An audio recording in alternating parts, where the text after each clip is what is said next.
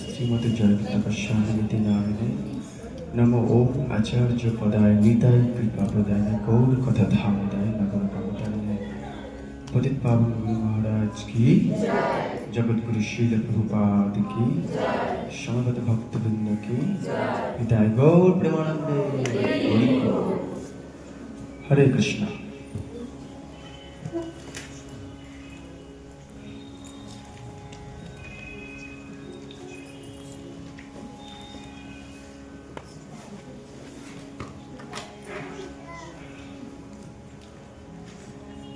সবার পড়াশোনা কেমন চলছে? বাড়িতে আমার কথা সবাই বুঝতে পারছেন তো? আমি তো আস্তে আস্তে বলছি, গলা বসে গেছে, বুঝতে পারছি, গলা বসে ঠান্ডা পড়ে গেছে। আমার ঠান্ডা লাগেনি, কিন্তু গলা ঠান্ডা লেগে গেছে, কারণ কালকে যেখানে প্রোগ্রাম ছিল ফাঁকা মাঠে প্রোগ্রাম। এবার গ্রামের দিকে তো ফাঁকা মাঠ, আর পিছন দিক তেমন ঠান্ডা ঢুকছে। আমার খুব ভালো লাগছিল, ঠান্ডাটা ভালো লাগে, কিন্তু কীর্তন খুব জোরে জোরে হয়েছে তো ওই জন্য গলাটা বসেছে, ঠান্ডা লেগে যায় না। হরে কৃষ্ণ। তো আপনারা বাড়িতে এই গ্রন্থ যাদের কাছে রয়েছে পড়াশোনা করেছেন তো, নাকি পড়াশোনা করার সময় পাচ্ছেন না, নাকি অতিরিক্ত পড়াশোনার চাপ বেড়ে যাচ্ছে? হ্যাঁ, ঠিক আছে, আপনারা বলুন, যারা যারা পারবেন সেটা হাত তুলবেন। এই শ্রী চৈতন্য চরিতামৃত গ্রন্থের এই অধ্যায়ের নাম কি? প্রথম অধ্যায়ের নাম কি আপনি বলুন। আমার দেখছেন কেন, বলুন প্রথম অধ্যায়ের নাম কি? তখন তো ছিলেন, বলুন এবার। আবার দেখছি,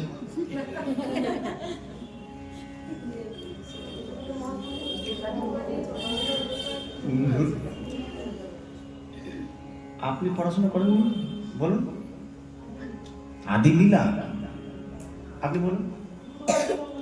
হ্যাঁ, গুরুবাদী মঙ্গলাচরণ। আর এই অধ্যায়ের নাম কি? দ্বিতীয় অধ্যায়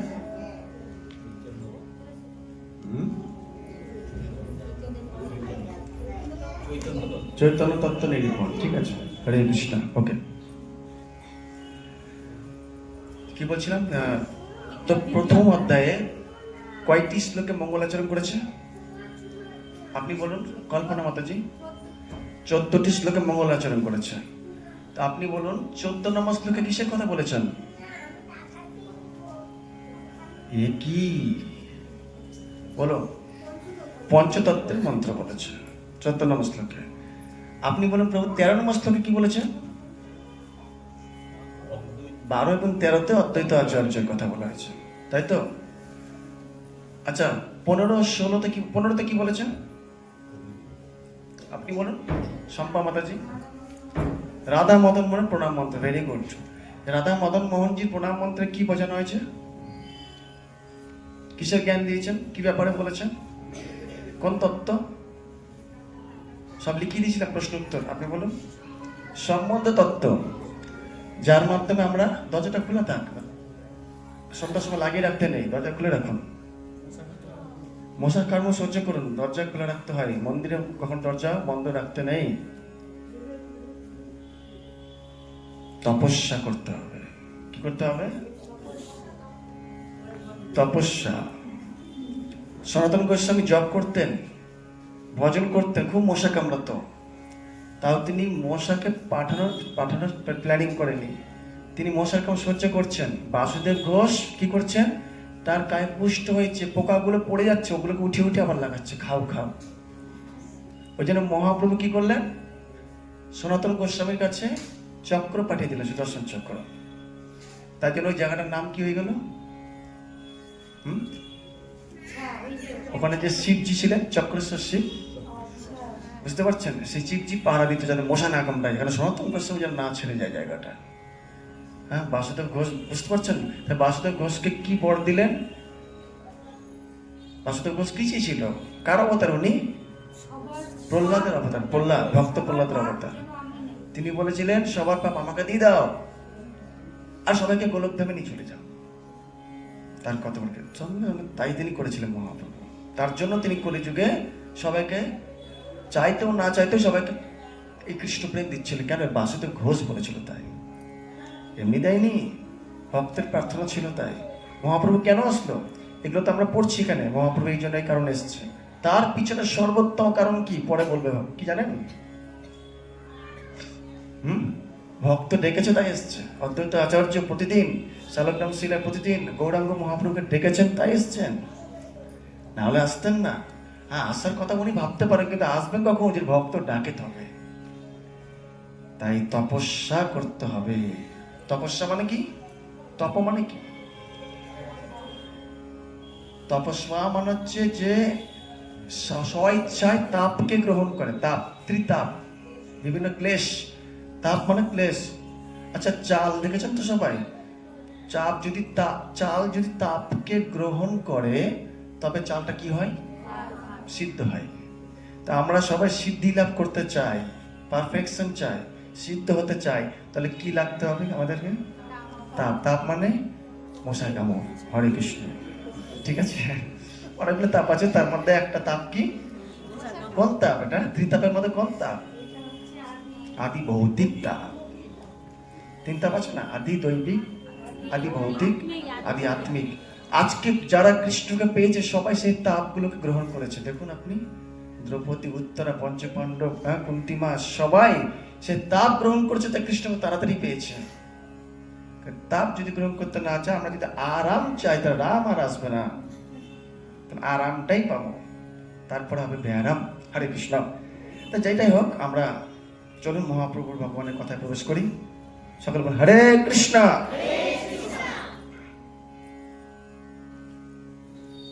আজকে আমরা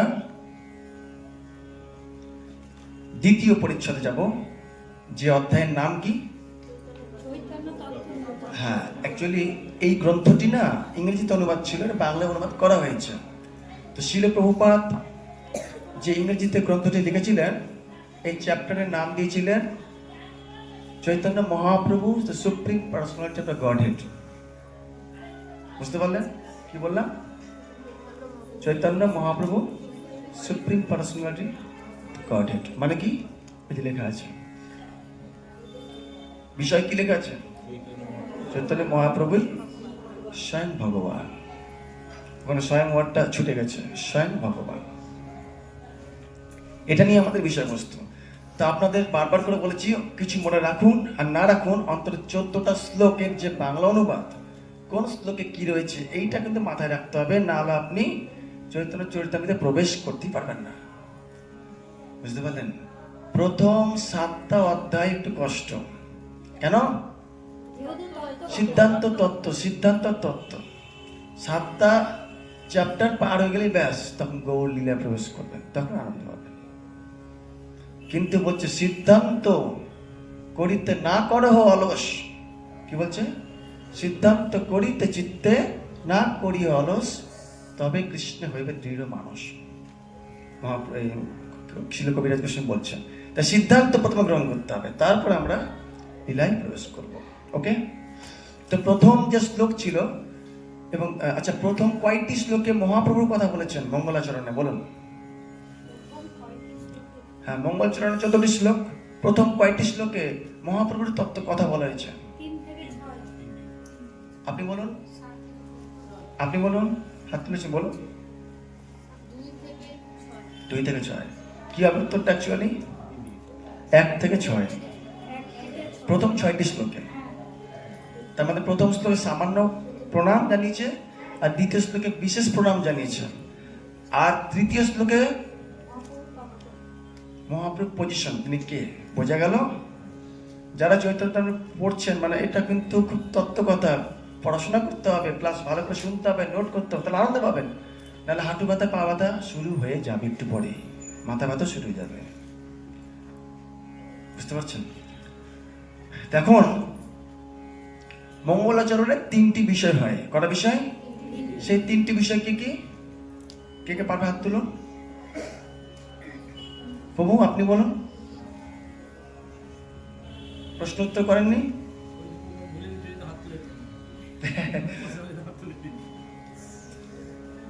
বাকিরা পড়াশোনা করছে না ঠিকঠাক। আমি তো প্রশ্ন উত্তর লিখে দিচ্ছি, যাদের বই নেই।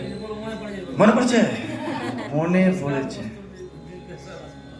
দেখলেন মতো কোথাও দেখে নিচ্ছি কোথাও একটু। তো আর মঙ্গলাচরণ হয় ত্রিবিধ প্রকার, বস্তু নির্দেশ কি? আশীর্বাদ আর নমস্কার, মানে প্রণাম, ঠিকই আছে। তা তিনটি মঙ্গলাচরণের বিষয় কি কি বললাম? বস্তু নির্দেশ, আশীর্বাদ, নমস্কার, প্রণাম। তা আপনারা বলুন 3 নম্বর শ্লোকে মঙ্গলাচরণে কি বিষয় হয়েছে? বস্তু নির্দেশ না আশীর্বাদ না নমস্কার? ভেরি গুড, বস্তু নির্দেশ, মানে কোনো বস্তুর ব্যাপারে বলছেন, মানে যে ব্যাপার যাকে প্রণাম করছেন তার ব্যাপারে বলছেন। বস্তু নির্দেশ মানে বুঝেছেন? যার ব্যাপারে আপনি নমস্কার করবেন, যার কাছে আশীর্বাদ করবেন, তার ব্যাপারে বলবেন। বুঝতে পারছেন? আপনি যদি কৃষ্ণকে প্রণাম করেন তাহলে কৃষ্ণের ব্যাপারে বলবেন। ক্লিয়ার? বস্তু নির্দেশ। আর 3 নম্বর শ্লোক যে বস্তু নির্দেশ আলোচনা করা হয়েছে, এটা কত নম্বর অধ্যায়ে ডিটেলসে আলোচনা রয়েছে? সব নোট করে দিয়েছিলাম এগুলো। 2 নম্বর অধ্যায়ে, যেটা আজকে দেখুন 2 নম্বর অধ্যায়ে বিষয়বস্তু কি? মহাপ্রভু হচ্ছে ভগবান। এটা আজকে আমরা ডিটেলস আলোচনা করবো। কেন ভগবান? প্রমাণ কোথায়? তিনি যে কৃষ্ণ, প্রমাণ কি? কোন শ্লোকে আছে? কোথায়? কোন শাস্ত্রে বলেছেন? সব প্রমাণ আজকে পাবেন। বুঝতে পারলেন? আচ্ছা, আর 3 নম্বর শ্লোকে, সরি 4 নম্বর শ্লোকে মঙ্গলাচরণের কোন বিষয়ে আলোচনা রয়েছে? আপনি বলুন।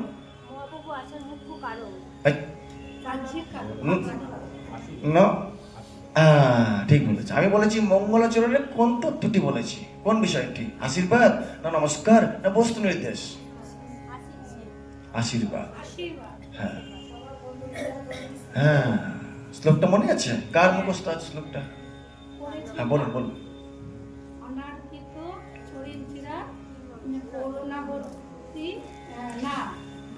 করুণা অবতীর্ণ কলো, সমর্পিত না উন্নত রসা স্বভক্তি শ্রেয় হরিপুরট সুন্দর ধুতি কদম্ব সন্দীপিত সদা হৃদয়ে মম হৃদয়ে কন্দরে স্ফুরতপ সদা সচিনন্দন। সবাই বলুন। অনর্পিতা চরিং চিরা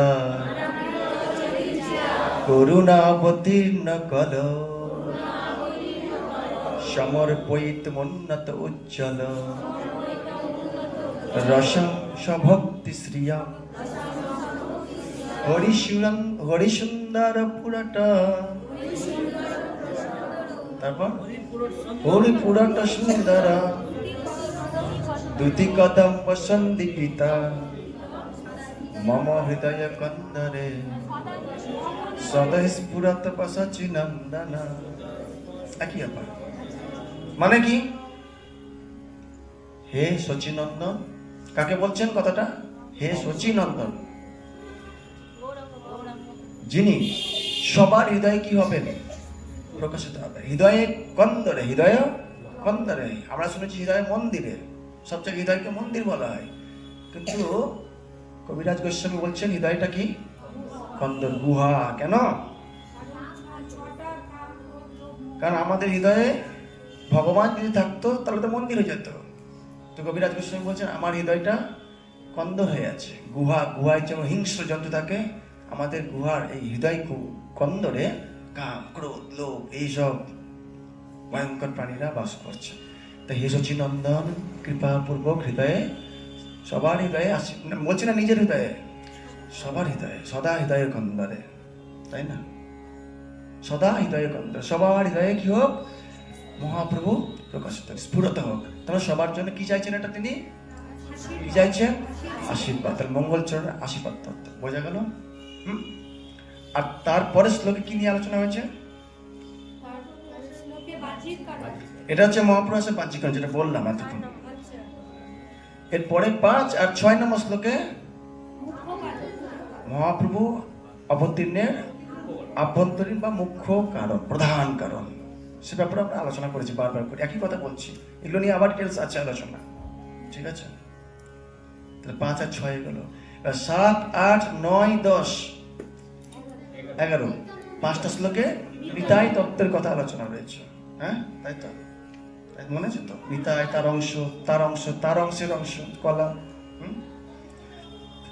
আর হচ্ছে আপনার 11 আর 12, না 11 তো হয়ে গেল, 12 13 অদ্বৈত আচার্য, আর 14 হচ্ছে পঞ্চতত্ত্ব। ব্যাস, এই 14টা শ্লোক। আর 15 16 17 3 বিগ্রহ, তাই তো? 18 নম্বর থেকে শুরু হচ্ছে, বোঝা যাচ্ছে? তো আজকে আমরা এই 3 নম্বর শ্লোকটা নিয়ে কোন অধ্যায় আলোচনা রয়েছে, সেই দ্বিতীয় অধ্যায়ে প্রবেশ করছি। ওকে, তো সবাই চলুন দ্বিতীয় অধ্যায়।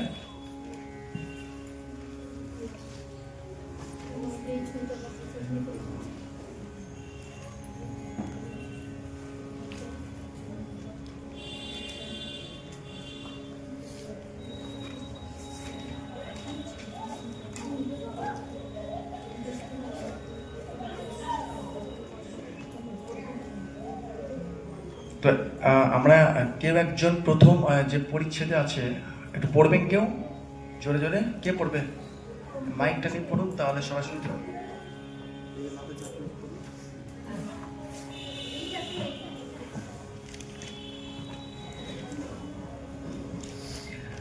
বস্তু নির্দেশ মঙ্গলাচরণে শ্রী চৈতন্য তত্ত্ব নিরূপণ। এই পরিচ্ছদে বর্ণিত হয়েছে যে শ্রী চৈতন্য মহাপ্রভুই হচ্ছেন স্বয়ং পরমেশ্বর ভগবান শ্রীকৃষ্ণ। তাই ব্রহ্মজ্যোতি হচ্ছে শ্রী চৈতন্য মহাপ্রভুর দেহ নির্গত রশ্মিচ্ছটা এবং প্রতিটি জীবের হৃদয়ে বিরাজমান পরমাত্মা হচ্ছেন তার আংশিক প্রকাশ। এই সূত্রে পুরুষাবতার তত্ত্বেরও বিশ্লেষণ করা হয়েছে। মহাবিষ্ণু হচ্ছেন সমস্ত বদ্ধ জীবের উৎস, কিন্তু প্রামাণিক শাস্ত্রে বর্ণিত হয়েছে যে শ্রীকৃষ্ণ হচ্ছেন সমস্ত অংশ অবতার, এমনকি বৈকুণ্ঠপতি নারায়ণেরও আদি উৎস, যাকে মায়াবাদী দার্শনিকেরা পরম তত্ত্ব বলে মনে করেন। ভগবানের প্রাভব ও বৈভব প্রকাশ, তার অংশ অবতার এবং সপ্তাবেশ অবতারেরও বিশ্লেষণ এই পরিচ্ছদে করা হয়েছে। শ্রীকৃষ্ণের বাল্যলীলা এবং কৈশোর লীলার আলোচনাও এখানে করা হয়েছে এবং বিশ্লেষণ করা হয়েছে যে তার নবযৌবন সম্পন্ন রূপই হচ্ছে তার নিত্য রূপ। চিদাকাশে অনন্ত চিন্ময় লোক বা বৈকুণ্ঠ লোক রয়েছে, যেগুলি হচ্ছে পরমেশ্বর ভগবানের অন্তরঙ্গা শক্তির প্রকাশ। তেমনি তার বহিরঙ্গা শক্তির প্রভাবে অনন্ত কোটি জড় ব্রহ্মাণ্ডও প্রকাশিত হয়েছে এবং জীব তার তটস্থা শক্তি সম্ভূত। যেহেতু শ্রী চৈতন্য মহাপ্রভু শ্রীকৃষ্ণ থেকে অভিন্ন, তাই তিনি হচ্ছেন সর্বকারণের পরম কারণ। তার অতীত আর কোনো কারণ নেই, তিনি নিত্য এবং তার রূপ চিন্ময়।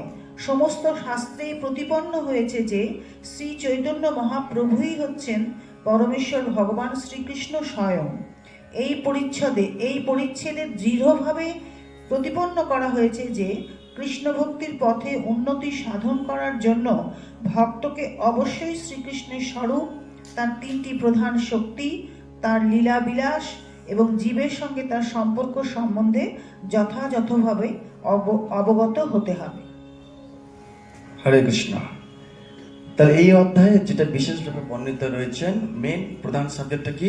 মহাপ্রভু যে ভগবান, বা মহাপ্রভু যে ভগবান তার কি কি প্রমাণ, তার যে অংশ, তার অংশ কি কি, সেগুলো ব্যাপারে আমরা ডিটেলস আলোচনা করা হবে। বুঝতে পারছো ব্যাপারটা? তো আপনারা খাতা পেন সব রেডি আছে তো? প্রশ্ন লিখুন, আমি যা বলে দিচ্ছি এগুলো বাড়িতে আপনারা পড়বেন, ঠিক আছে? লিখুন, ভগবানের 3টি শক্তি কি কি? ভগবানের 3টি শক্তি কি কি?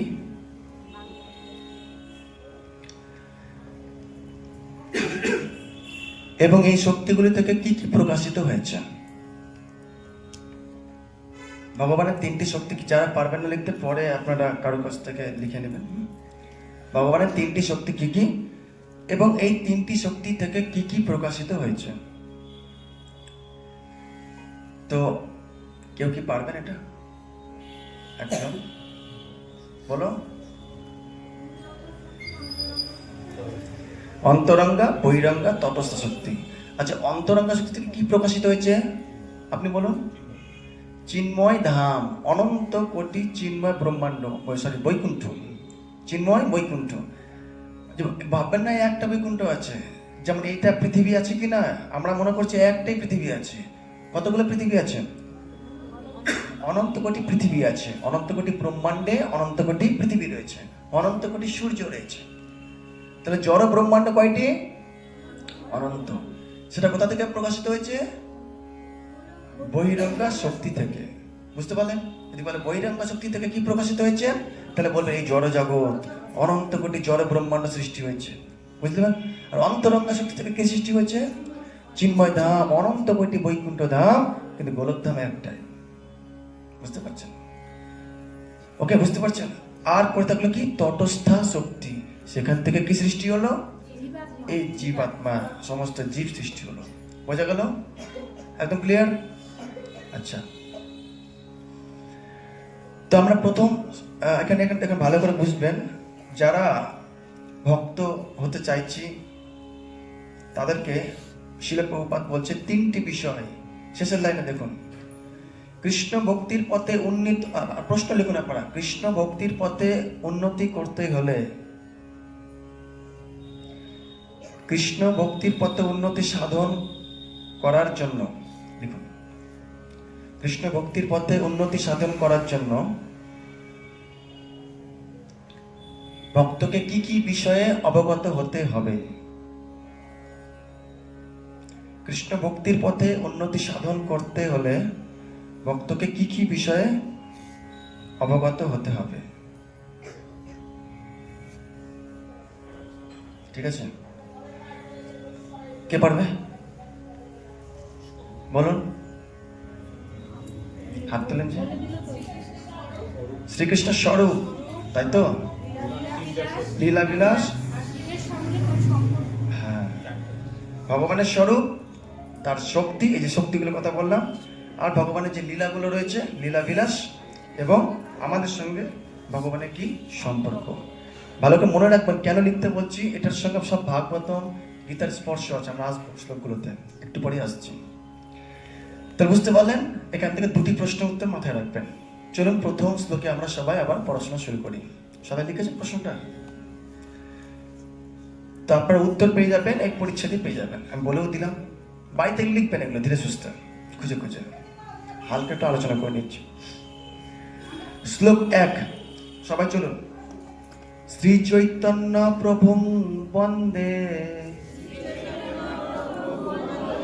বাল আপি যদ অনুগ্রহাৎ তরেত নানামত গ্রাহ ব্যক্তম সিদ্ধান্ত সাগরম। দেখুন, শ্রী চৈতন্য মহাপ্রভু বন্দে মানে মহাপ্রভু, শ্রী চৈতন্য মহাপ্রভুকে কি করছি আমরা? বন্দে মানে প্রণাম করছি। ওকে, দেখুন কত সুন্দর ওয়ার্ডটা আছে, বাল অপি যদ অনুগ্রহাৎ, মানে যার কৃপায়, যদ অনুগ্রহাৎ মানে যার কৃপায়, বাল অপি মানে একটা বাচ্চা হওয়া সত্ত্বেও, শিশু হওয়া সত্ত্বেও, তরেত মানে অতিক্রম করতে পারবে। কি অতিক্রম করতে পারবে? বলছে যে এই যে নানা মুনি নানা মত, এই জগতে কি যে ঠিক কি যে ভুল, সিদ্ধান্তের যে সাগর, এটা কুমিরের সঙ্গে তুলনা করা হচ্ছে। গ্রাহ ব্যাপ্তম সিদ্ধান্ত সাগরম। কি বললাম? গ্রাহ মানে কুমির, ব্যাপ্তম, বুঝতে পারছেন? এই জগতে অনেক মতবাদ রয়েছে কিনা? হ্যাঁ, প্রভুপাদজি বলছেন এখানে পতঞ্জলি মতবাদ, গৌতমের যোগ পদ্ধতি, বৌদ্ধ দর্শন, তার্কিকদের জ্ঞান পদ্ধতি, কপিলদেবের মতবাদ, কনাদ মতবাদ, দত্তাত্রেয় মতবাদ, তাৎপর্য বলছেন এগুলো। এত মতবাদ, কোনটা ঠিক কোনটা ভুল, এই সিদ্ধান্তের সাগরে পড়ে এগুলো কুমিরের সাথে তুলনা করছে। কিন্তু যদি মহাপ্রভুর কৃপা হয়ে যায়, এটা বাচ্চাও বাল আপি যদ অনুগ্রহাৎ, একটা বাচ্চাও কি হবে? তরেত অতিক্রম করতে পারবে। বোঝা গেল? পুরো অনুবাদটা হচ্ছে কি, আমি শ্রী চৈতন্য মহাপ্রভুকে বন্দনা করি, যার কৃপার প্রভাবে এমনকি অনভিজ্ঞ শিশু, বিবিধ মতবাদ রূপী কুমিরে পরিপূর্ণ এই সিদ্ধান্ত সাগর অনায়াসে কি করতে পারবে? অতিক্রম করতে পারবে। বোঝা গেল? কত সুন্দর কথা লিখছেন। তার মানে এখানে কি বুঝতে পারলাম? এখন প্রশ্ন হতে পারে, ও একটা বাচ্চাও বুঝে যাবে, তা আমরা কেন বুঝবো না? হ্যাঁ, তখন প্রশ্ন হতে পারে, প্রভু আমরা তো বুঝতে পারছি না। একটা বাচ্চা কেন বলছে, কবিরাজ গোস্বামী বাচ্চা বলছে বুঝে যাবে, একটা অনভিজ্ঞ বাচ্চা যে বুঝতে সেও বুঝে যাবে। গৌর হরি কৃপা হলে আমরা এত বড় হয়ে গেছে, তারপর ঠিকঠাক বুঝতে না, মাথা ঢুকছে না, এই পাশ ওপাশ দিয়ে চলে যাচ্ছে কেন বলেন তো? হ্যাঁ, এই ধরে নিচে ঠিক কথাটা বলছে, যার অনুগ্রহ মানে গৌরের কৃপা হলে, আর গৌরের কৃপা কখন হবে? বাচ্চার মতো সরল হবে। যারা শুদ্ধ ভক্ত দেখবেন বাচ্চার মতো সরল, ওই জন্য গৌরের কৃপাটা তাড়াতাড়ি পায়। সরল করিয়া গাও গুণগান, তাই না? আমরা শুনেছি ভজনে, সরল করিয়া মন, আমাদের মনটাকে বাচ্চার মতো সরল করতে হবে। বোঝা গেল? কঠিন কিছু? তাহলে আপনার প্রশ্ন লিখুন, আপনার প্রশ্ন লিখুন, এটা খুব ইম্পর্টেন্ট প্রশ্ন। এগুলো হচ্ছে আপনারা যখন পরবর্তীতে কোর্স করবেন না, তখন এইসব প্রশ্নগুলো আসবে, বুঝলেন? এখন করে দিচ্ছি, আপনি লিখুন।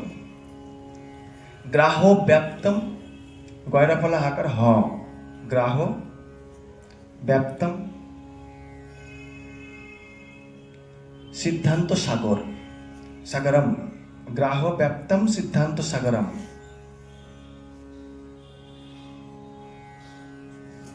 এবার একটা ড্যাশ দিয়ে লিখুন, বলতে কি বোঝুন।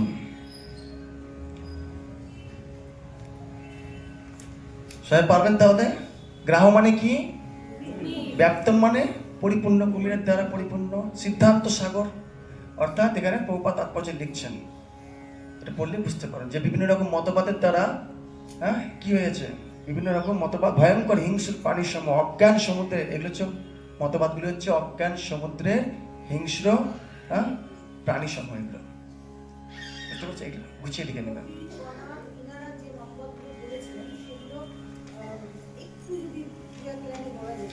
এগুলো কি আমরা আসছি, একটু পরে আসছি, ডিটেলসে বলছি, এগুলো ঢুকবো আমরা এখানে। দেখুন কবিরাজ গোস্বামী কি সুন্দর করে বলছেন। পরে যে 2 নম্বর শ্লোকটা না, খুব আনন্দময় শ্লোক, যদিও সংস্কৃতে এই শ্লোকটি কৃষ্ণদাস, ছিল কৃষ্ণদাস কবিরাজ গোস্বামী নিজে তৈরি করেছেন, কারণ এখানে বেশিরভাগ শ্লোক ভাগবতম থেকে না হবে, গীতা থেকে না হবে, বুঝতে পারছেন তো?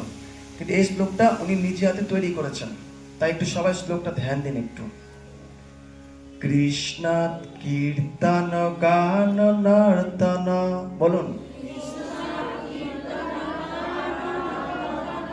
কলা পাথজনী ভ্রাজিতা,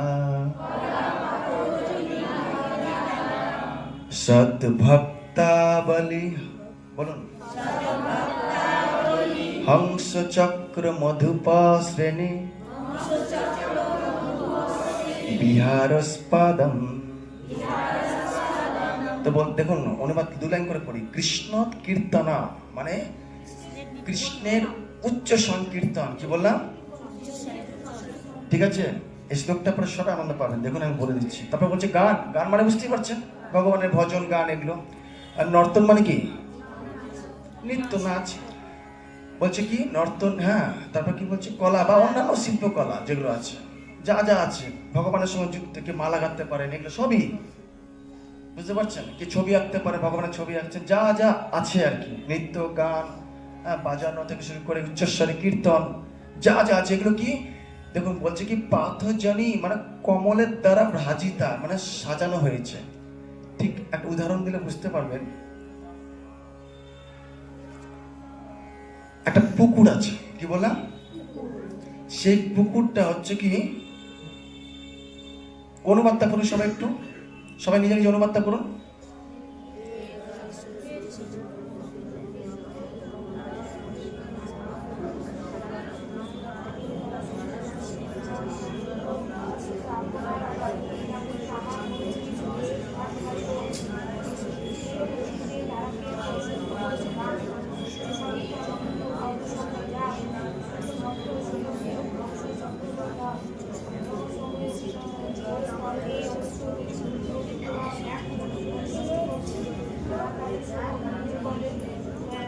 এবার তাৎপর্য প্রথম লাইনটা পড়ুন তো।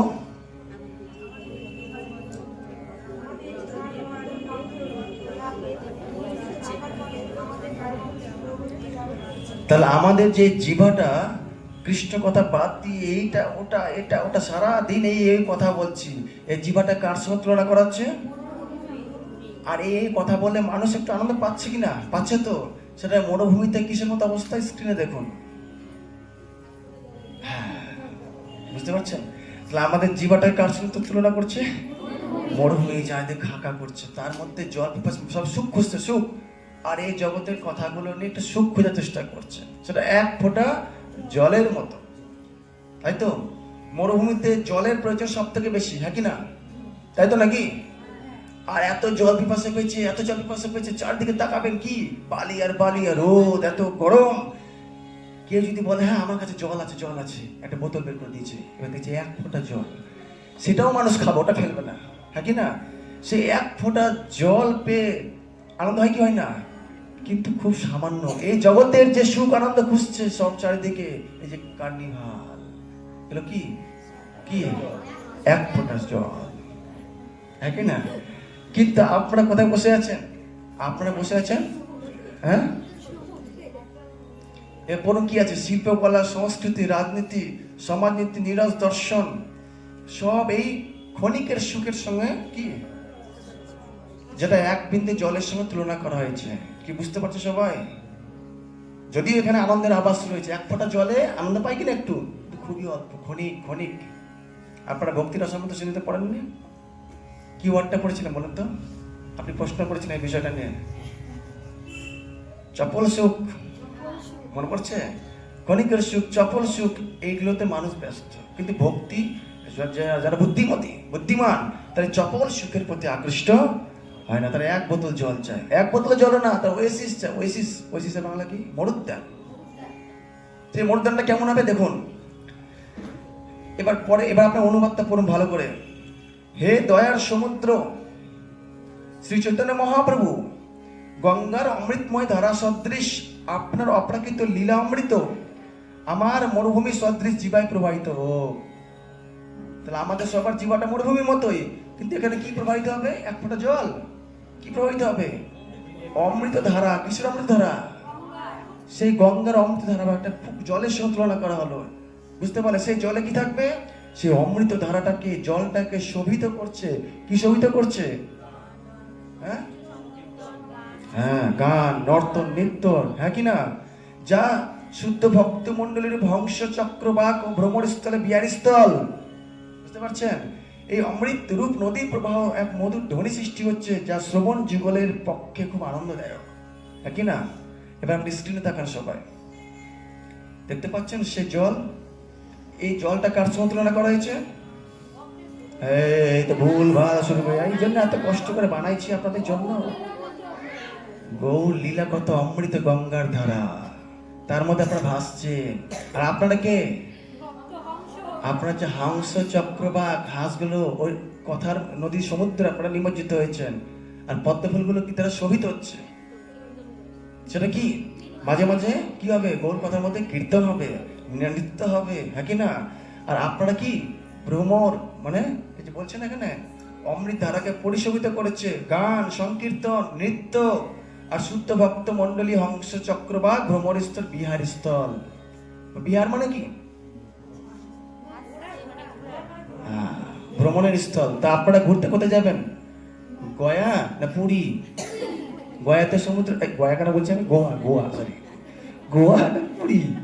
গোয়াতে সমুদ্র আছে, পুরীতে সমুদ্র আছে। গোয়ার জল লবণ জল, পুরীর জল লবণ জল। কিন্তু পুরীর জলে কি রয়েছে? এই যে ভক্ত রয়েছে, কীর্তন রয়েছে, গৌর কথা রয়েছে, জগন্নাথ কথা রয়েছে, হ্যাঁ কি না?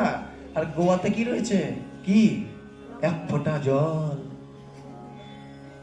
আমি যে উদাহরণগুলো দিচ্ছি সমস্ত কবিরাজ গোস্বামী এগুলো আমাদেরকে ব্যাখ্যা করছেন, আপনারা যাতে বুঝতে পারেন। কি বুঝতে পারেন সবাই? তাহলে আমরা এখন আনন্দ পাচ্ছেন কিনা আপনারা? আজকে ভক্তি জীবনে আনন্দ পাচ্ছেন কিনা? কেন পাচ্ছেন? কিন্তু মানুষ আনন্দ পায়ও না ভক্তি পথে এসে, কেন বলুন তো? তারা এই জল ছেড়ে ডাঙায় ঘুরে বেড়াচ্ছে। কিছু বুঝতে পারছেন?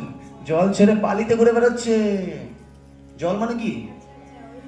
গৌর কথা, হরি কথা, জগন্নাথ কথা, রাম কথা। এই কথা শাস্ত্রের প্রতি যখন রুচি থাকবে না, তখন দেখবো এই জগতে শুধু আমরা দুঃখ আর দুঃখ। ভক্তি জীবনে এসেও শুধু সমস্যার সমস্যা। কিন্তু হরি কথার প্রতি যে রুচি হয়ে যায়, হরিনাম কীর্তন, নৃত্য কীর্তন, নাকি নাচো গাও করো সংকীর্তন, মহাপ্রভু কেন বলছেন কথাগুলো? কি বুঝতে পারছো সবাই? জয় জয় শ্রী চৈতন্য, জয় নিত্যানন্দ। জয় দৈত্য চন্দ্র জয় গৌর ভক্ত বৃন্দ, জয় দৈত্য চন্দ্র জয় গৌর ভক্ত বৃন্দ, জয় দৈত্য চন্দ্র জয় গৌর ভক্ত বৃন্দ। হরে কৃষ্ণ। তো 3 নম্বর শ্লোকে কবিরাজ গোস্বামী মহাপ্রভু নিত্যানন্দ অদ্বৈত আচার্য সবাইকে প্রণাম করে শুরু করছেন 4 নম্বর শ্লোক। তৃতীয় শ্লোকের অর্থ করি বিবরণ, বস্তু নির্দেশ রূপ মঙ্গলাচরণ। বুঝতে পারছেন? আর আমরা এখন যে অধ্যায়ে রয়েছে, দ্বিতীয় অধ্যায়, সেই অধ্যায়ে কোন বিষয় নিয়ে আলোচনা রয়েছে? ওই যে 3 নম্বর শ্লোকে ওই কথাটাই বলছে। তৃতীয় শ্লোকের অর্থ করি বিবরণ, বস্তু নির্দেশ রূপ মঙ্গলাচরণ। অলরেডি আপনারা আগে বুঝতে পেরে গেছেন। এই শ্লোকটা কি ছিল মনে আছে? 3 নম্বর শ্লোকটা মনে আছে কি? ওই জন্য কৃষ্ণদাস কবিরাজ গোস্বামী জানেন যে আপনারা মুখস্থ করবেন না, আবার লিখে দিয়েছে, পড়বেন। যদ দ্বৈত, বলুন যদ অদ্বৈতং। এই শ্লোকটার উপর পুরো চ্যাপ্টারটা আছে কিন্তু, তাই জন্য এই শ্লোকটা ভালো করে আগেও বলেছে, আবারও বলেছেন। বলুন যদ অদ্বৈতং ব্রহ্ম উপনিষদে তদ উপশ্চ তনুভা য আত্মা অন্তর্যামী পুরুষ ইতি স অস্য অংশ বিভাব যদ্বৈতং ব্রহ্ম উপনিষদে তদ অপি অস্য তনুভা য় আত্মান্তর্যামী পুরুষ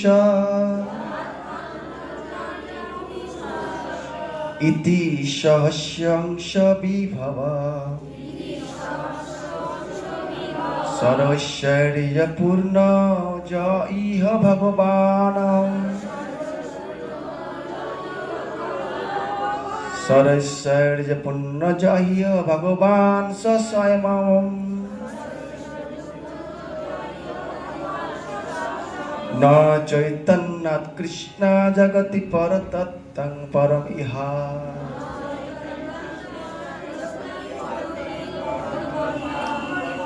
ওকে, তো অনুবাদটা এখানে সবাই আগেও পড়েছি, আবারও একজনকে জোরে জোরে পড়ুন। উপনিষদে যাকে নির্বিশেষ ব্রহ্মরূপে বর্ণনা করা হয়েছে তা তার অঙ্গকান্তি।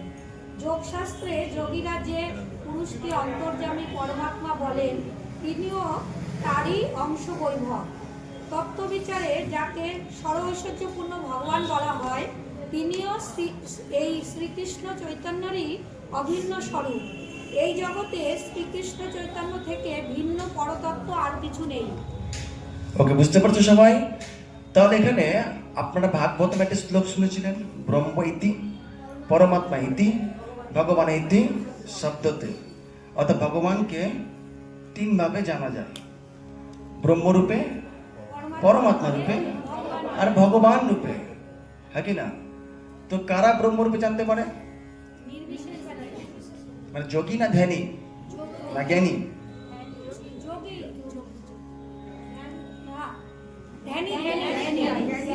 আর পরমাত্মাকে? পরমাত্মাকে জানতে পারে যোগী, বুঝতে পারলেন? আর হচ্ছে জ্ঞানী যারা আছে তারা ব্রহ্ম, বুঝতে পারলেন? আর যারা ভক্ত তারা ভগবান রূপে জানতে পারে, বুঝতে পারছেন? 3টা বিষয় রয়েছে। তো এখানে দেখুন, প্রথমে বলছে যদ অদ্বৈতং ব্রহ্ম উপনিষদি, অর্থাৎ নির্বিশেষ ব্রহ্মরূপে বর্ণনা করা হয়েছে কোথায়? উপনিষদে। যাকে আর কি, সে অ্যাকচুয়ালি কে? মহাপ্রভুর তনুভা। তনু আভা, তনু মানে দেহ, আভা মানে 6টা। বুঝতে পারছেন? একদম ক্লিয়ার তো? বা আপনারা বলছেন যে যোগ শাস্ত্রে যোগীরা, যোগীরা কি পরমাত্মা রূপে জানিয়েছিল? যোগ শাস্ত্রে যোগীরা যে পুরুষকে ভগবানের অংশ পরমাত্মা রূপে জানেন, সেটা কি? ভগবানের কি অংশ বৈভব। তাহলে ভগবান মানে চৈতন্য মহাপ্রভুর জ্যোতি, দেহ 6টা, এটা কি? এটা হচ্ছে ব্রহ্ম, ব্রহ্ম। আর ভগবানের অংশ, মহাপ্রভুর অংশ কি? পরমাত্মা। অংশ বিভব, মানে অংশ বৈভব পরমাত্মা, বুঝতে পারলেন? আর শেষে কি বলছে? সরস্বর যে পূর্ণ ইহ ভগবান স্বয়ং। কিন্তু ভগবান হলেন স্বয়ং, হচ্ছেন কে? চৈতন্য মহাপ্রভু, যিনি কৃষ্ণ। বুঝতে পারছে? সেই চৈতন্য মহাপ্রভুকে কি সেই চৈতন্য মহাপ্রভু থেকে ভিন্ন আর পরতত্ত্ব এই জগতে কিছু আর নেই। তো প্রভুপাদ তাৎপর্য বলছে, খুব গুরুত্বপূর্ণ কথা।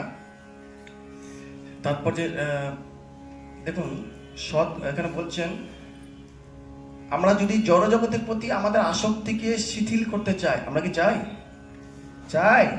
এটা তো আমাদের রোগ। জড় জগতের প্রতি অ্যাটাচমেন্ট কমাতে চাই।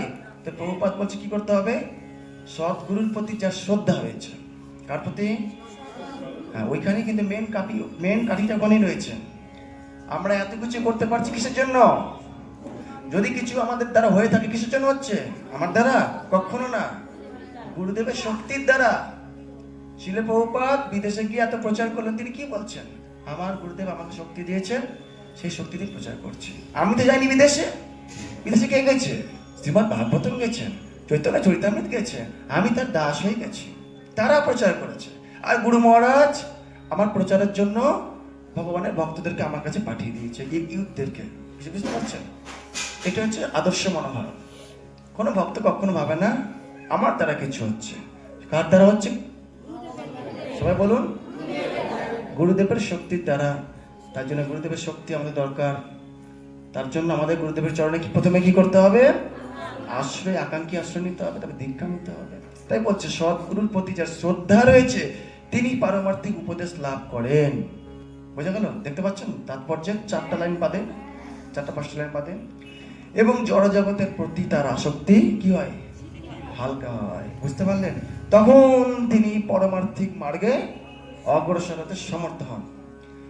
অনেকে বলে না, আমি ভক্তি করছি, আমার স্ত্রীটা করছে না, বা আমি করছি, আমার স্বামীটা করছে না, মানে পরমার্থিক পথে এগোচ্ছে না। কেন হচ্ছে না? ওই জড়জাগতিক আসক্তি শিথিল নাই, স্ট্রং হয়ে আছে। কেন হয়ে আছে? তার পিছনে কারণ কি? সদ্গুরুদেবের কৃপা পাচ্ছে না। সদ্গুরুদেবের কৃপা কেন পাচ্ছে না? তার পিছনে কারণ কি? সাধু সঙ্গ করছে না, মানে শ্রদ্ধা নেই। ঠিকই বলেছে। আর শ্রদ্ধা তো কোথা থেকে হয়? সাধু সঙ্গ থেকে শ্রদ্ধা হতে হয়। তাই কেউ যদি একবার হরি কথা শুনতে সাধু সঙ্গে আসে, সেখান থেকে সব কিছুই পেয়ে যাবে। তাই জন্য আমরা একটাই কথা বলি, কিচ্ছু করতে হবে না। কি করতে হবে? শুধু বসে হরি কথা শোনো, এর মধ্যে সব রয়েছে। কারণ এটা হচ্ছে আপনার, ঠিক বলতে পারেন, 500 টাকার নোট, যার মধ্যে 100 টাকাও আছে, 20 টাকাও আছে, 50 টাকাও আছে। বুঝতে পারছেন? বোঝা গেল? হরে কৃষ্ণ।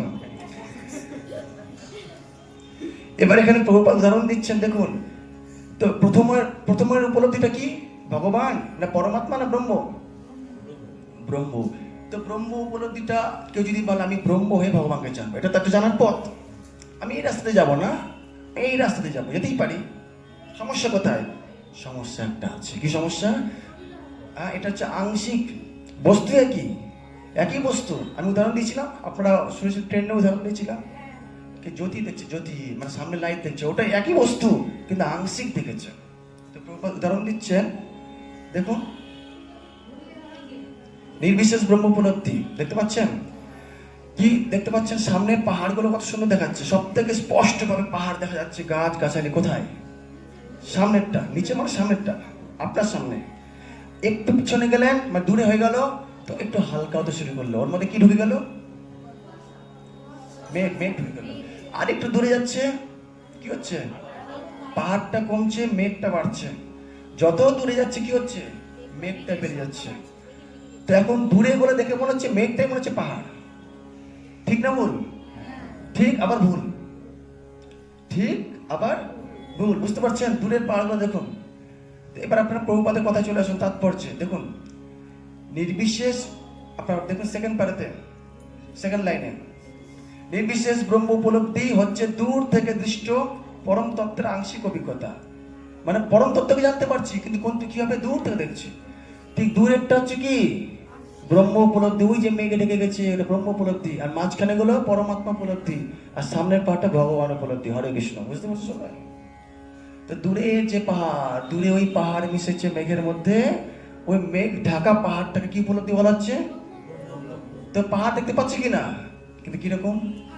আংশিক ঢাকা। এটা হচ্ছে ব্রহ্ম উপলব্ধি। বোঝা যাচ্ছে ব্যাপারটা?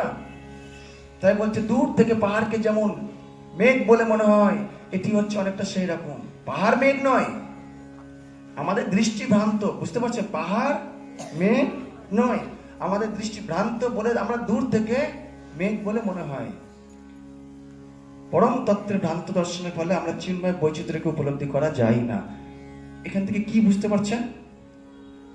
পাহাড় বুঝতে পারছি যে পাহাড় আছে একটা, কিন্তু পাহাড় সম্পর্কে আর বেশি কিছু জানতে পারছি না। ঠিক ভগবান সম্পর্কে জানতে পারবো, ভগবান তিনি মহান, তিনি শ্রেষ্ঠ, কিন্তু যে কি আনন্দ আছে সে আনন্দ পাবে না। জানতে পারবে কিন্তু কোনো কি পাবে না। হ্যাঁ, বসে ধ্যান কর, বসে ধ্যান, ধ্যানে আনন্দ আছে, ঘুম পাবে, ঘুম পাবে। হ্যাঁ, আর তখন আর অন্য কথা মনে পড়বে। কলির যুগের জন্য তো একদমই না। বুঝা যাচ্ছে? তো এইভাবে ভগবান শ্রীল প্রভুপাদ বোঝাতে চাইছে উদাহরণের সাহায্যে যে ব্রহ্ম উপলব্ধি মানে নির্বিশেষ ব্রহ্ম উপলব্ধি মানে ব্যাপারটা কি বুঝতে পারছো সবাই? উদাহরণগুলো বুঝতে পারছো? তাহলে আপনাদেরকে যদি বলা হয়, এই প্রশ্নটা আসে, দূরের মেঘে ঢাকা পাহাড়ের উদাহরণ থেকে নির্বিশেষ ব্রহ্ম উপলব্ধি, এই উদাহরণের সাহায্যে প্রভুপাদ কি করে বোঝাতে চেয়েছেন, পারবেন বলতে? এই দূরের পাহাড়ের উদাহরণের সাহায্যে নির্বিশেষ ব্রহ্ম উপলব্ধি তত্ত্বটি প্রভুপাদ কি বোঝাতে চেয়েছেন, পারবে তো? পারবেন না? দূরের পাহাড় মেঘে ঢেকে যায়, ও মেঘটাকে কি মনে হয়? পাহাড় মনে হয়। ঠিক, আবার ভুল, এটা আংশিক উপলব্ধি। আংশিক, মেন কথা হচ্ছে আংশিক উপলব্ধি। ঠিক, ব্রহ্ম অবস্থাটা একই রকম। আপনারা একটু বইগুলো পড়বেন, তাৎপর্যগুলো পড়বেন।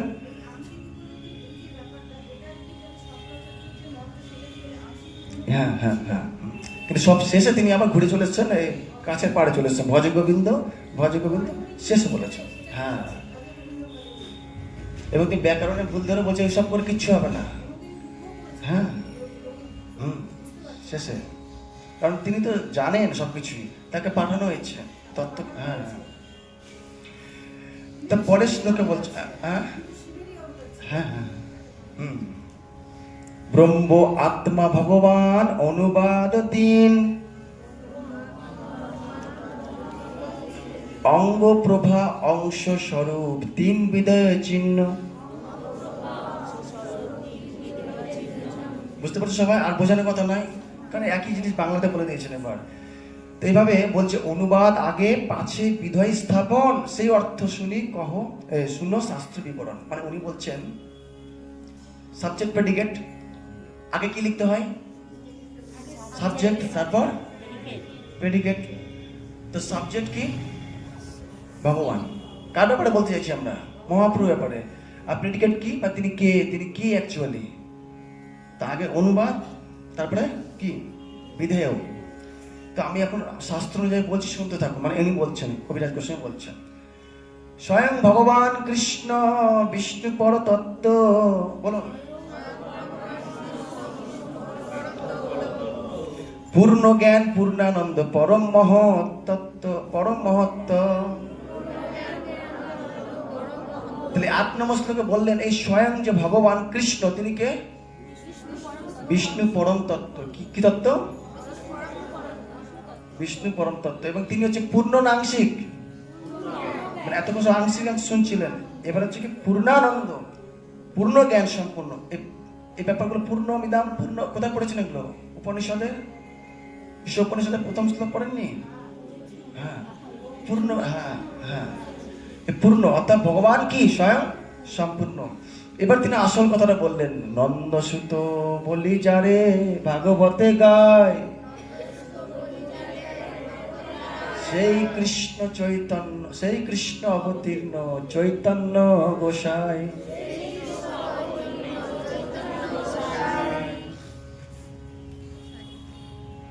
সেই চৈতন্য গোসাইকে, সেই ভগবান নন্দসুত কৃষ্ণ, যিনি আমাদের কাছে প্রকাশ হয়েছেন কিভাবে?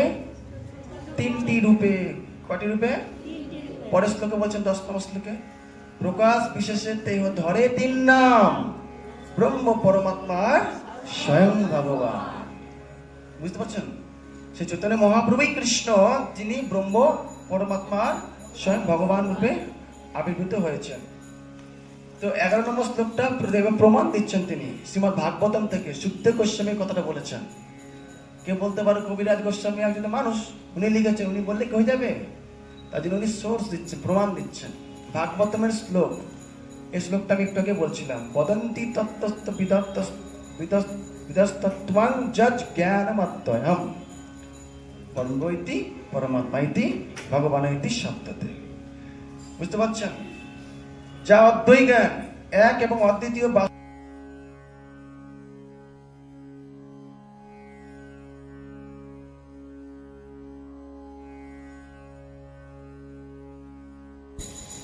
সেই তত্ত্ববস্তু কি? ব্রহ্ম, পরমাত্মা, ভগবান। এইভাবে কৃষ্ণদাস কবিরাজ গোস্বামী প্রমাণ দিচ্ছেন একটা একটা করে। তো 14 নম্বর শ্লোকে, কত নম্বর শ্লোক? 11 নম্বর শ্লোক হলো। এখানে বলছে দেখুন 13 নম্বর শ্লোকে চলুন। চর্মচক্ষে দেখে জয়ছে সূর্য নির্বিশেষ, জ্ঞান মার্গে লইতে নারে কৃষ্ণেরও বিশেষ। এখান থেকে কি বুঝতে পারলেন? দারুণ কথা বলেছে।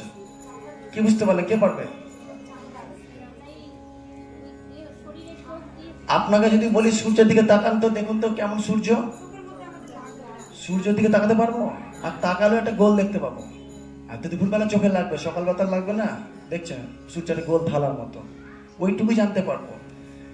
ঠিক জ্ঞান মার্গে যারা ভগবানকে জানার চেষ্টা করছি ওই রকম জানতে পারে, অতটুকুটাই। বুঝতে পারছেন?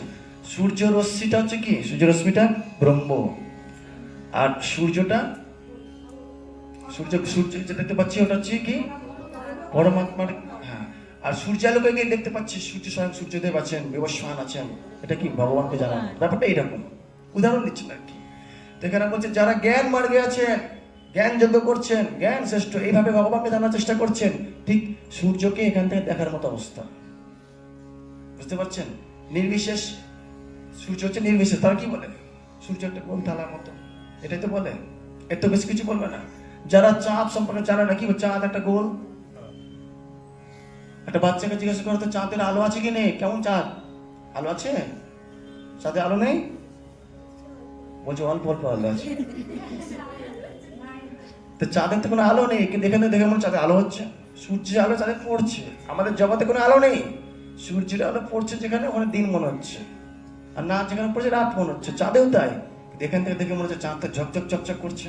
জ্ঞান মার্গে প্রতিষ্ঠা, ওই আংশিক জ্ঞান থাকবে। চাঁদে যখন গিয়ে দেখবে গর্ত, উঁচু নিচু, এটা পূর্ণ জ্ঞান। আশা করি সব বুঝতে পারছি ব্যাপারগুলো। এখানে ব্রহ্ম সংহিতা থেকে উদাহরণ দিচ্ছেন। যস্য প্রভা প্রভাপদ জগদণ্ড কোটি কোটি বিশেষ বসুধা বিভূতি ভিন্নম তদ ব্রহ্ম নিষ্কলম অনন্ত শেষভূতম গোবিন্দম আদি পুরুষম তমহং ভজামি। অনন্ত কোটি ব্রহ্মাণ্ডে অনন্ত বসুধা আদি বিভূতি থেকে যা পৃথক, সে অখণ্ড অনন্ত অশেষভূত ব্রহ্ম যার প্রভা, সে আদি পুরুষ গোবিন্দকে প্রণাম করি। মানে এত কথা বললেন কেন? কারণ ব্রহ্মাজি নিজে বলেছেন যা কিছু দেখতে পাচ্ছি আমরা এই জগতে সবকিছু কি? যার প্রভা। ওই কথাটা বলার জন্য তিনি পুরো শ্লোকটা বললেন। কার প্রভা? এই গোবিন্দ, যাকে আমরা প্রণাম করছি। বুঝতে পারছেন? মানে এত শ্লোকগুলো প্রমাণ দিচ্ছেন। আমি আবারও বলছি তত্ত্ব কথা। আপনি যখন বাইরে যাবেন প্রমাণ চাইবে, কোন শাস্ত্রে আছে, কি আছে, কোথায় আছে, এগুলো তো প্রমাণ লাগবে না। তার জন্য প্রথম 7 অধ্যায় কি ঘুম পেতে পারে এত একটু। কোটি কোটি ব্রহ্মাণ্ডে যে ব্রহ্মের বিভূতি, সেই ব্রহ্ম গোবিন্দের হয় অঙ্গকান্তি। বুঝতে পারছেন? অনন্ত কোটি ব্রহ্মাণ্ড যা দেখতে পাচ্ছি সব কি? এগুলো নির্বিশেষ ব্রহ্মের বিভূতি। কোটি কোটি ব্রহ্মাণ্ড জুড়ে যে পরিব্যাপ্ত, সে ব্রহ্ম সবই কি? গোবিন্দের হ্যাঁ অঙ্গকান্তি। 19তম শ্লোকে চলুন, এক উদাহরণ দিচ্ছেন। অনন্ত স্ফটিকে জ্বলছে এক সূর্য ভাসে, বলুন। তৈছে জীবে গোবিন্দের অংশ প্রকাশে। মানে কি বলতে চাইছে? ঠিক একটা উদাহরণ দেখুন, আপনার স্ক্রিন দেখুন একটা উদাহরণ। সামনের যে লোকটা দেখতে পাচ্ছেন না, ওটা অরিজিনাল, ওই দাঁড়িয়ে আছে। আর বাকিগুলো কি? বাকিগুলো প্রতিবিম্ব। দেখে মনে হচ্ছে অনন্ত। কটা প্রতিবিম্ব আছে? অসংখ্য না অনন্ত। তো ঠিক সামনেরটা হচ্ছে কি? সামনেটা কি?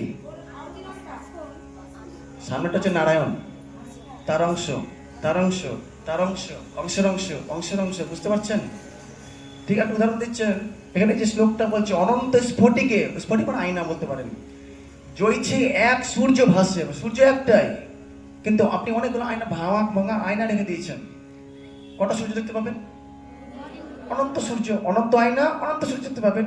ঠিক দইছে জীবে গোবিন্দের অংশ প্রকাশে, আমরা সমস্ত জীব এইভাবে গোবিন্দের অংশ। বুঝতে পারছেন? প্রভুপাদ উদাহরণ দিচ্ছেন, একটা প্রদীপ থেকে আপনি 100টা প্রদীপ জ্বালালেন, যদিও কিন্তু 100টা প্রদীপ আর একটা প্রদীপ দেখতে একই, কিন্তু সমস্ত প্রদীপ উৎস হয়ে প্রথম প্রদীপটা। ঠিক নারায়ণ ভগবানের যে অবতার আছে না, রামচন্দ্র ভগবান, নৃসিংহদেব ভগবান, এগুলো ঠিক ওই কৃষ্ণ থেকে প্রদীপগুলো, একই তত্ত্ব, কিন্তু উৎস কিন্তু কে? কৃষ্ণস্থ ভগবান স্বয়ং। আর এটাই মানুষ বুঝতে পারে না। এখানে গভীর তত্ত্ব আলোচনা করেছে, কে নারায়ণ থেকে কৃষ্ণ আসলো না কৃষ্ণ থেকে নারায়ণ আসলো? কৃষ্ণ থেকে নারায়ণ না নারায়ণ থেকে কৃষ্ণ? কৃষ্ণ থেকে নারায়ণ। নারায়ণ থেকে কখনো কৃষ্ণ নয়। এবার একটু মজা পাবেন, এবার দেখুন। তো এরকম এখন আমরা কি পড়ছি? শিল কবিরাজ গোস্বামী প্রমাণ দিচ্ছেন, প্রমাণ বিভিন্ন শাস্ত্র থেকে, ব্রহ্ম সংহিতা থেকে, ভাগবতম থেকে প্রমাণ দিচ্ছে, যে কথাটা তিনি বললেন না, প্রমাণ দিচ্ছে। বুঝতে পারছেন? এবার বিশ্ব পিতামহ যখন সরসজ্জায় ছিলেন, ভগবান কৃষ্ণ পঞ্চপাণ্ডবকে দারুণভাবে সাজিয়ে নিয়ে গেলেন, যাও বিশ্ব পিতামহ জ্ঞান প্রদান করবেন। তখন বিশ্ব পিতামহ সরসজ্জায় শায়িত হয়ে জ্ঞান প্রদান করেছিলেন কিনা? সেই সময় জ্ঞান প্রদান করতে গিয়ে 21তম শ্লোকটা বলেছিলেন। বুঝতে পারছিলেন? 21তম শ্লোকে চলুন। কোনটা? হ্যাঁ, শ্রীমদ্ ভাগবতমের প্রথম স্কন্ধের 9ম অধ্যায় 20 নম্বর শ্লোক, 42তম শ্লোক। প্রথম স্কন্ধের 9ম অধ্যায়ের 42তম শ্লোকে এই শ্লোকটা রয়েছে। বুঝতে পারছেন? কি শ্লোকটা রয়েছে? তামিমা, বলুন, তামিমা মহামাজম শরীর ভাজাম হৃদি হৃদি ধিষ্ঠিতাম আত্মকল্পিতানাম প্রতিদৃশ্যম ইব নৈকধার অর্কম একম সমধিগত अस्मि বিদুত ভেদমহ।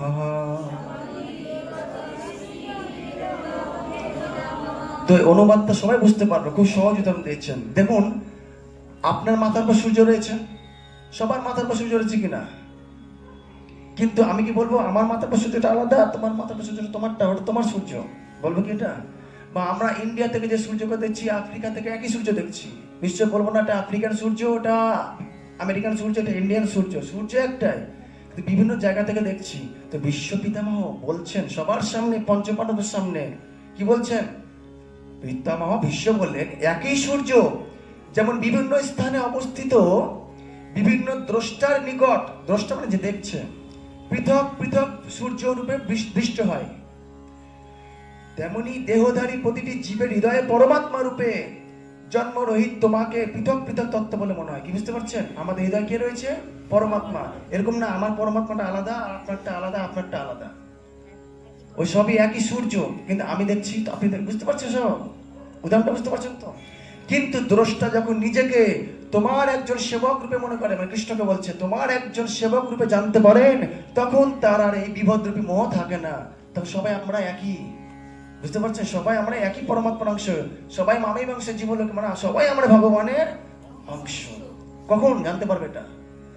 যদি আমরা তোমার সেবক হয়ে, মানে ভগবানের সেবা করতে থাকি, এইভাবে পরমাত্মাকে তোমার অংশ জেনে আমি এখন তোমার শাশ্বত রূপ উপলব্ধি করতে সক্ষম হলাম। কে বলছেন এই কথা? অনেকে বলতে পারে কৃষ্ণদাস কবিরাজ গোস্বামীতে কলিযুগ এসেছেন, তিনি একটা লিখে দিলেন, বই হয়ে গেল নাকি? বলতেই পারে কথা। তখন বলবেন উনি প্রমাণ দিয়েছেন, পিতামহ বিশ্বের কথা বলছেন, ব্রহ্মাজি কথা বলছেন, হ্যাঁ কি না? আর কত প্রমাণ চাই? দেখুন না, সেই তো গোবিন্দ সাক্ষাৎ চৈতন্য গোসাই, জীবন স্তরিতে ওইছে দয়ালু আর নাই। কি বুঝতে পারছেন? তো এই শ্লোকে এইটা আপনি একটু প্রশ্ন করেছিলেন আমাকে যে মহাপ্রভু যে গোবিন্দ কৃষ্ণ তার প্রমাণ কোথায় আছে? তো শ্রীল প্রভুপাদ এখানে প্রায় 14খানা প্রমাণ দিয়েছেন বিভিন্ন শ্লোক থেকে। এই যে দেখুন, আপনার তাৎপর্য বাড়িতে এগুলো পড়বেন, এগুলো খুব দরকারি জিনিস, এগুলো তথ্যগুলো আপনারা কালেকশন করে রাখবেন। তো আমরা হ্যাঁ 2-3টা শ্লোক আমরা সবাই একসঙ্গে পাঠ করবো, করবেন? ভালো লাগছে কি নাকি ঘুম লাগছে? লাগলেও কিছু করার নেই। তো চলুন আমরা একটা প্রশ্ন হতে পারে, মহাপ্রভু কৃষ্ণ কোথায় বলেছে? হ্যাঁ, শ্লোকে আগে 5000 বছর আগে লিখিত শ্লোকগুলিতে বলা হয়েছে। কি বলা হয়েছে দেখুন, সবার শেষ শ্লোক থেকে শুরু করবো। 8 নম্বর শ্লোক চলে যান, অনন্ত সংহিতা শ্লোকটা। অনন্ত সংহিতা শ্লোক আমরা 22 নম্বর শ্লোকের তাৎপর্যে আছি।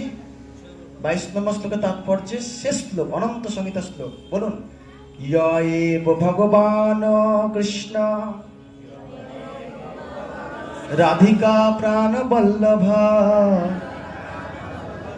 সৃষ্টি আদোষ জগন্নাথ গৌর আসিনা ঈশ্বরে। বলছে, হে মহেশ্বরী, যিনি শ্রীমতী রাধারানীর প্রাণদান, মানে কার কথা বলছেন? কৃষ্ণ। এবং সমস্ত জগতের সৃষ্টি স্থিতি প্রলয়ের ঈশ্বর, কার কথা বলছে? কৃষ্ণ।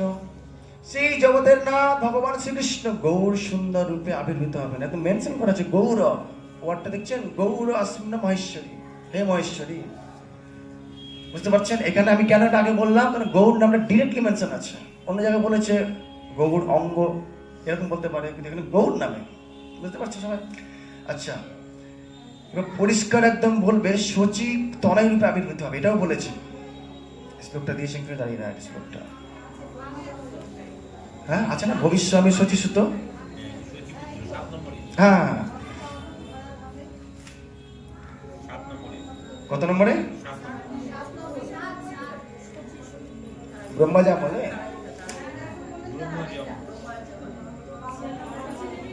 এই যে আছে বায়ু পুরাণে। হ্যাঁ, বায়ু পুরাণে বলা হচ্ছে ভবিষ্যৎ সচি, এই তো ঠিক আছে। এই যে কৃষ্ণ যা বলে বায়ু পুরাণে বলা হচ্ছে কি, পুণ্যক্ষেত্রে নবদ্বীপে ভবিষ্যৎ আমি সচিসুত, একদম মেনশন করে দিয়েছে। পুণ্যক্ষেত্রে নবদ্বীপে, কত বড় প্রমাণ এটা! হ্যাঁ, সচি মায়ের গর্ভে জন্মগ্রহণ করবেন। বায়ু পুরাণে বলা হয়েছে কলৌ সংকীর্তন আরম্ভে, ঠিক আছে, একদম কীর্তন আরম্ভ করবে কলিযুগে কে? ভবিষ্যতে কে? সচি সুত। কলিযুগে যখন সংকীর্তন আন্দোলন আরম্ভ হবে, তখন এই সচি পুত্র তনয় গৌরাঙ্গ মহাপ্রভু আবির্ভূত হবেন। তাই গৌর প্রেমানন্দের হরি হরি বল। এইভাবে প্রমাণ দিচ্ছেন যে কলিযুগে চৈতন্য মহাপ্রভু যিনি এসেছেন তিনি কে? স্বয়ং গোবিন্দ। বলছে পরভূমিতে, 23 নম্বর শ্লোকে চলুন। পরভূমিতে বসে নারায়ণ নাম সর ঐশ্বর্য পূর্ণ লক্ষ্মীকান্ত ভগবান, বেদ ভাগবত উপনিষদ আগম, পূর্ণ তত্ত্ব যারে কহে নাহি যার সম। তো এখানেও কিন্তু অনেক প্রমাণ দিয়েছে, বিভিন্ন বেদ থেকে, বিভিন্ন সংহিতা থেকে, হ্যাঁ, শ্রীমদ্ ভাগবত থেকে প্রমাণ রয়েছে। তো দেখুন, বলছে লক্ষ্মী দেবীর প্রতিষ্ঠী নারায়ণ, যিনি চিৎ জগতে অবস্থান করছেন, মানে বৈকুণ্ঠে অবস্থান করছেন, তিনি ঐশ্বর্য, বল, শ্রী, জ্ঞান, যশ, বৈরাগ্য, 6টি ঐশ্বর্যে পরিপূর্ণ। এইবার মজা হবে, কেউ বলতে পারে ভগবান শ্রী নারায়ণ লক্ষ্মীপতি, তিনি তো সরৈশ্বর্যে পূর্ণ। আর আপনি তো শ্লোকে বলেছেন সরৈশ্বর্যে পূর্ণ, তাহলে নারায়ণ মহাপ্রভু কেন হবে না? কৃষ্ণ কেন মহাপ্রভু হবে? এইবার তো ভালো হবে। তাহলে এখান থেকে কি প্রমাণ হচ্ছে? নারায়ণ আর কৃষ্ণ সেম, কারণ নারায়ণ সরৈশ্বর্যে পূর্ণ, কৃষ্ণ সরস্বতী পূর্ণ। তো ব্যাপারটা কি হচ্ছে, কি বুঝতে পারছেন? কি কথাগুলো বুঝতে পারছেন? তাই বলছে বেদ ভাগবত উপনিষদ, পরমেশ্বর ভগবান হচ্ছেন তিনি যাকে সমস্ত বেদ ভাগবত উপনিষদ অন্যান্য শাস্ত্রের পূর্ণ তত্ত্ব বলে বলা হয়েছে। হ্যাঁ, তা সমান আর কেউ নাই। কিন্তু প্রশ্ন হচ্ছে এরকম কেন হচ্ছে? উদাহরণ দিচ্ছে, আমরা কি সূর্যকে দেখতে পাবো? হয়তো দেখতে পেতে পারি। সূর্যের ভিতরে প্রবেশ করতে পারবো? চাঁদে প্রবেশ করতে পারবো। সূর্যে প্রবেশ করতে দূরে কথা, একটু কাছে। এখানেই এত টেম্পারেচার, এখান থেকে সূর্যের ডিস্টেন্স বেশি না, এই মাত্র 15 কোটি কিলোমিটার। আর ওই সূর্যের মধ্যে একটা নয়, দুটো নয়, 13 লক্ষ পৃথিবী ঢুকে যাবে। এত বড় সাইজ, যেখান থেকে আমরা নাকি সৃষ্টি বলছে পৃথিবী সৃষ্টি হয়েছে, বিজ্ঞান বলছে। এগুলো ভুল কথা, কিন্তু বিজ্ঞান থিওরি, এগুলো যাবেন না আবার, ঠিক আছে? তো গড পার্টিকেলস যে ব্যাপারটা রয়েছে, তো সূর্যে কখনো বিজ্ঞানীরা প্রবেশ করার কোনো চিন্তাই করতে পারবে না।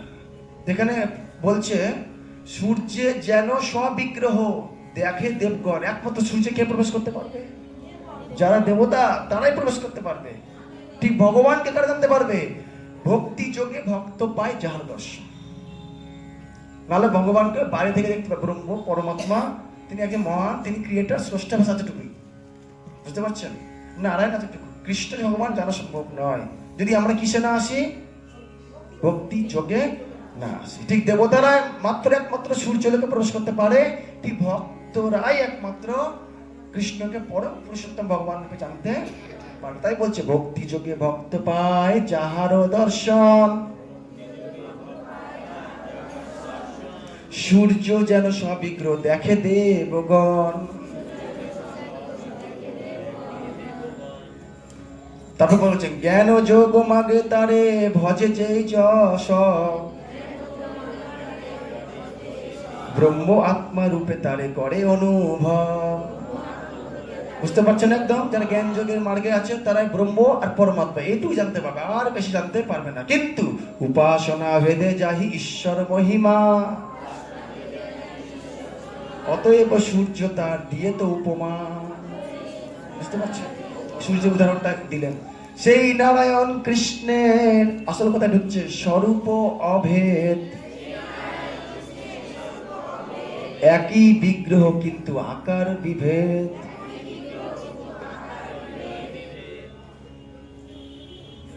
এটা না লাইটগুলো একটু অফ করে দেয়, এখানে অনেক কিছু লুকিয়ে আছে। যা যা বললাম সব এই ছবির মধ্যে আছে। লাইটগুলো একটু অফ করতে পারবে কেউ?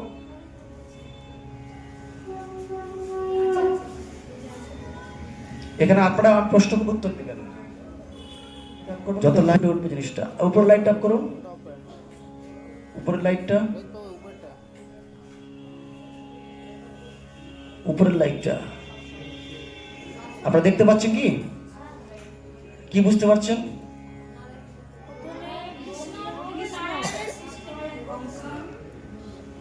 তাহলে এখানে যে দেখতে পাচ্ছি আমরা, কি হলো? তো দেখতে পাচ্ছেন ভগবান শ্রীকৃষ্ণ, তার পিছনে দেখতে পাচ্ছেন কি? জ্যোতি। দেখতে পাচ্ছেন ভগবানের দেহ নির্গত রশ্মি 6টা। এটা কার সাথে তুলনা করা হচ্ছে? দিঘায় আছে, বুঝতে পারছেন? পরের সপ্তাহে অসুবিধা হবে না, পরের সপ্তাহে স্ক্রিন চলে আসবে, একটু কষ্ট করি না আজকে। আর নিচে কি দেখতে পাচ্ছেন সব? কি এগুলো? 29 নম্বর শ্লোকে ভগবান কবিরাজ গোস্বামী বলছেন, দেখো ইহতে দ্বিভুজ তিহ ধরে 4 হাত, ইহতে বেনু ধরে তিহ চক্র দিক 7। মানে কি? পরমেশ্বর ভগবান শ্রীকৃষ্ণ দুভুজ, সেই দুই ভাজে কি করছেন? তিনি বাঁশি বাজাচ্ছেন। আর তার নারায়ণ রূপে তিনি চতুর্ভুজ, শঙ্খ চক্র গদা পদ্ম ধারণ করেছেন। তার নিচে যা দেখতে পাচ্ছেন এগুলো কি? পরমাত্মা। দেখতে পাচ্ছেন অনেক প্রচুর পরমাত্মা, অসংখ্য পরমাত্মা। এগুলো কি? ভগবান শ্রীকৃষ্ণ অংশ। আর সেই ভগবান পাশে কি দেখতে পাচ্ছেন? মহাপ্রভু দেখতে পাচ্ছেন হালকা হালকা? দেখতে পাচ্ছেন না? হ্যাঁ, সেই চৈতন্য মহাপ্রভু স্বয়ং ভগবান, যার অংশ কি? পরমাত্মা।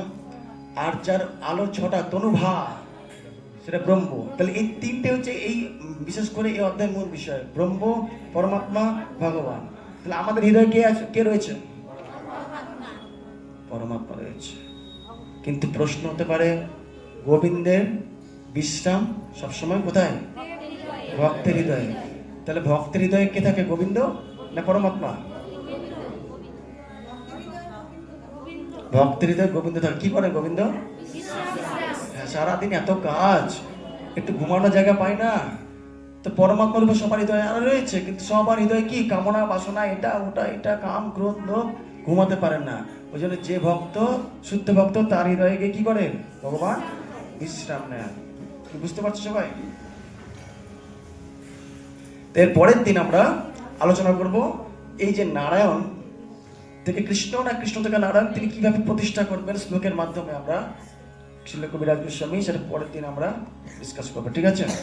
ওকে, কার কি কোনো প্রশ্ন রয়েছে? ক্লাসে কতটা শ্লোক পড়লাম আজকে? 29। 30 নম্বর থেকে পরের দিন হবে, এটা মনে করাবেন, ঠিক আছে? কি আপনাদের কি বোরিং লাগছে খুব? কিন্তু এইভাবেই পড়তে হবে, কারণ তত্ত্ব কথায় ঢুকেছি, কিছু করার নেই। প্রশ্ন আছে? বলুন।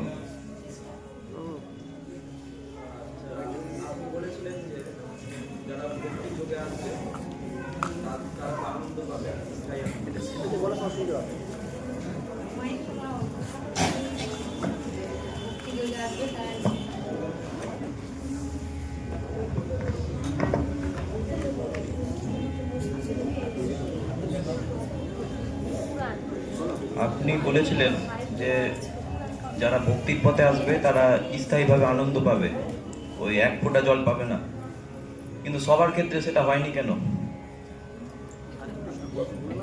হ্যাঁ, এটা একটা, এটা একটা আগে উত্তর দেন, তারপরে বলছি।